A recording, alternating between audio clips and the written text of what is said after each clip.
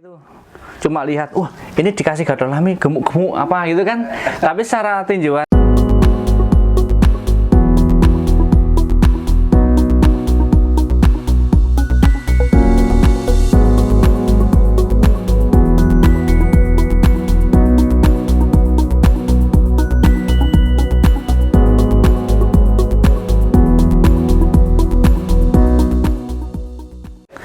Assalamualaikum warahmatullahi wabarakatuh. Dulur-dulurku semuanya, teman-temanku semuanya, alhamdulillah wa syukrillah wa nikmatillah la haula wala quwata illa billah.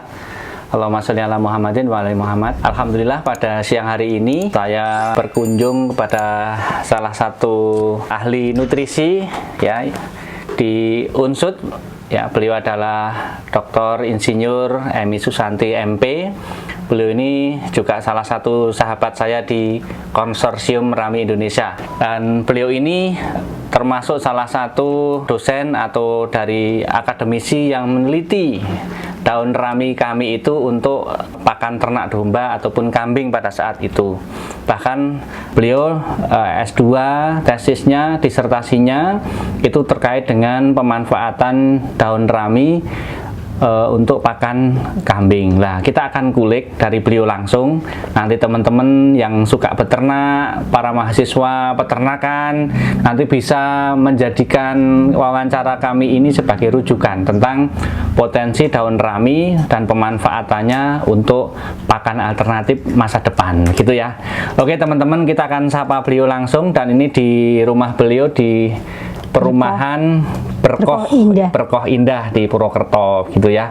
Oke, assalamualaikum warahmatullahi wabarakatuh, Bu Emi. Waalaikumsalam warahmatullahi wabarakatuh.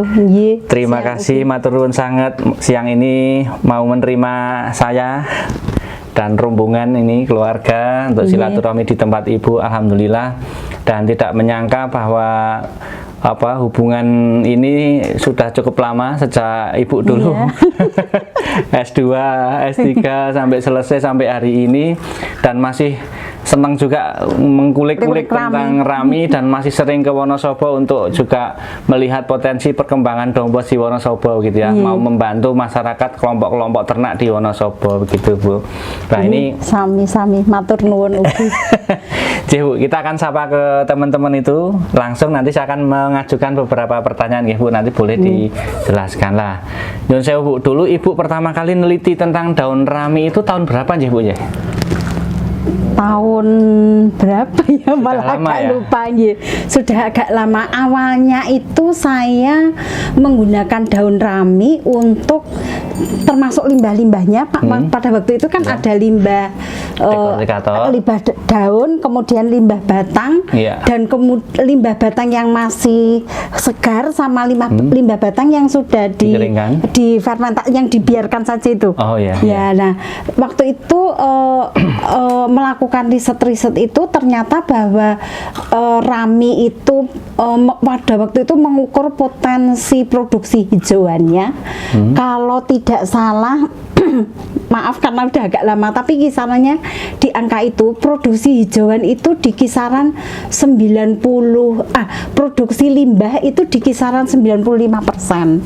Kemudian dari 95% itu yang lebih dari separuhnya, mungkin 45-55 adalah daunnya, sedangkan sisanya adalah batangnya. Pada waktu itu saya berpikir apakah perlu mengambil mikroba yang mendekomposisi hasil dekortikasi batang itu.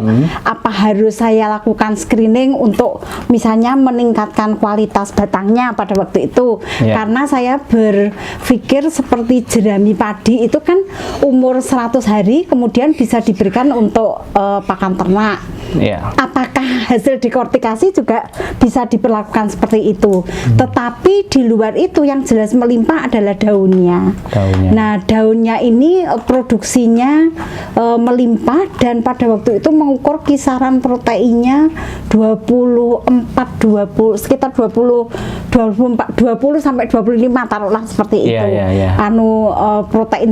Proteinnya kering itu seperti itu, sehingga termasuk sangat tinggi itu ya, Bu ya. Iya, termasuk seperti kelompok untuk bahan pakan sumber protein gitu. Nah, kemudian karena produksinya melimpah, artinya kalau menanam rami itu misalnya separuh dari 90 itu 45% adalah daunnya dan bisa digunakan oleh ternak, bahkan ternak itu seperti domba dan kambing itu mudah beradaptasi untuk memakan daun rami itu, sehingga tidak usah dilakukan teknologi bila ternak jumlahnya cukup banyak atau produksi raminya artinya memenuhi kebutuhan ternak yang ada. Dari itu kemudian saya mencoba membuat kalau jumlahnya lebih banyak, karena di tempatnya Pak Bowo kan jumlahnya melimpah, jadi teknologi apa yang bisa dipakai untuk selalu tersedia pakan ternak dari daun rami ini, sehingga saya membuat silase daun rami, saya buat complete feed dengan ditambahkan sumber energi dan sumber mineral, sehingga campuran itu kalau diberi misalnya peternak itu ada peternak daerah tertentu yang bisa mempunyai pekerjaan utama seperti petani tembakau itu Pak, kan kalau sudah musim panen tembakau kan fokus ke sana, itu kalau seperti itu nah kalau seperti itu daun rami kita olah menjadi complete feed, silase complete feed itu mereka tinggal memberikan saja, nggak perlu dan lagi daun rami ini termanfaatkan secara maksimal.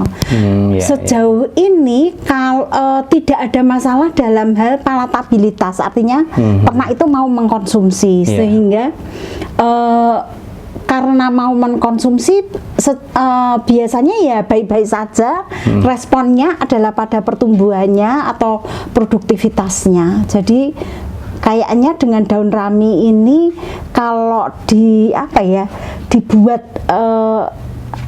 industri pertanian maju kayak gitu, bisa mensupport kebutuhan domba atau kambing dengan baik Pak. Apalagi mengingat itu tadi 45% adalah daun. Kalau yang 45-55% daun, sedangkan yang 40 adalah batangnya, berarti yang 45 ini sayang kalau dibuang, kalau seperti itu.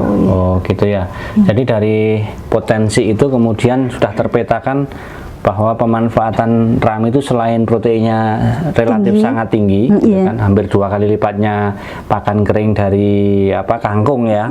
Itu volumenya juga biomasanya dalam 1 kali panen itu sampai 45%. Jadi kalau di kami itu kalau 1 hektar itu 10 ton, berarti raminya itu hampir 4,5 ton. Per panen, per 2 bulan. Wah itu kan luar biasa. Makanya, luar biasa sekali ya.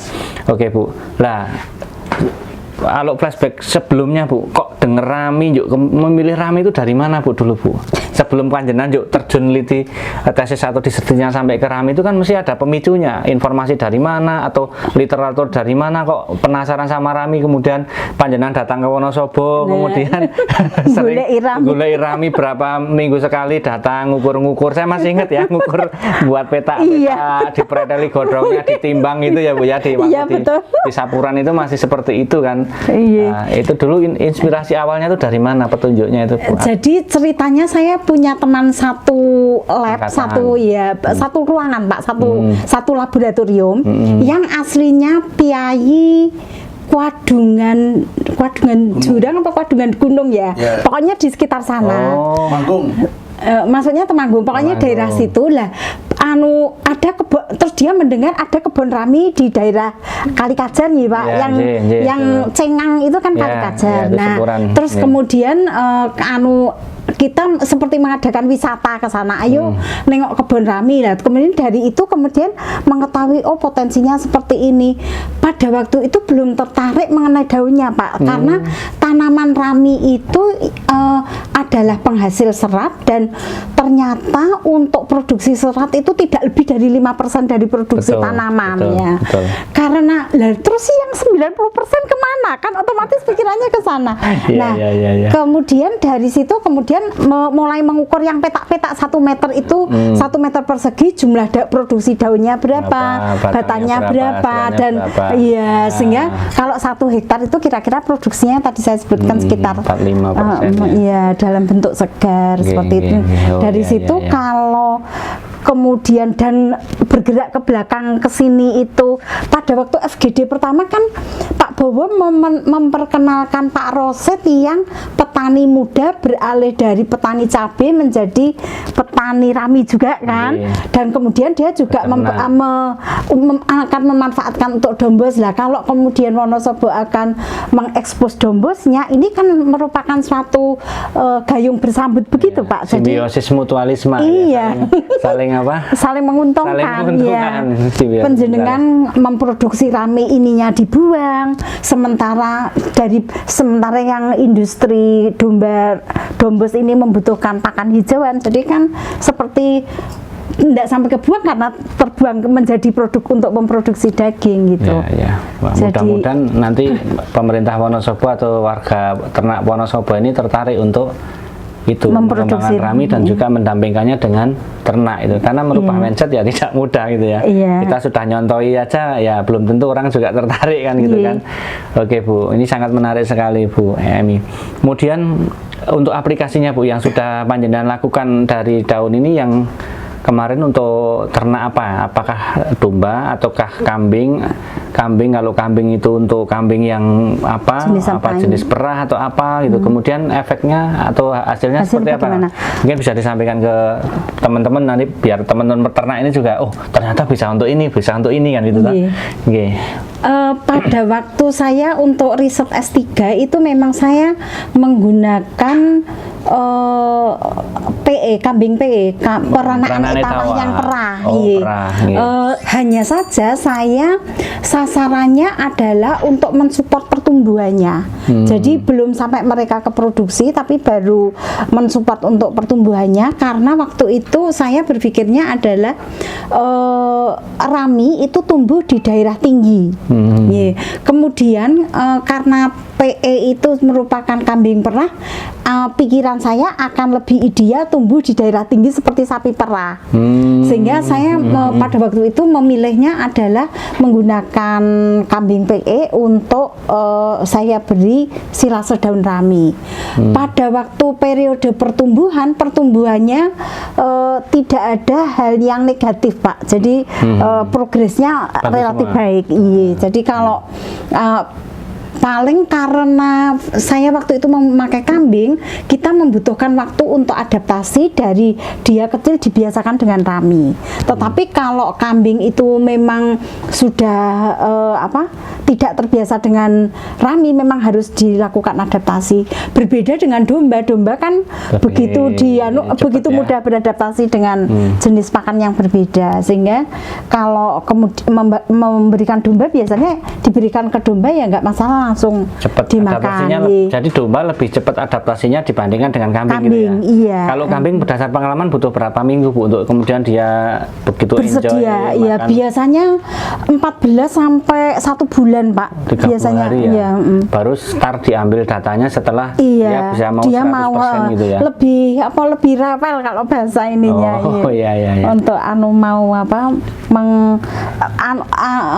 beradaptasi dengan pakan baru, kecuali kalau dia lepas sapi dari induknya langsung diberikan rami kayak gitu, ya tidak perlu masa seperti itu.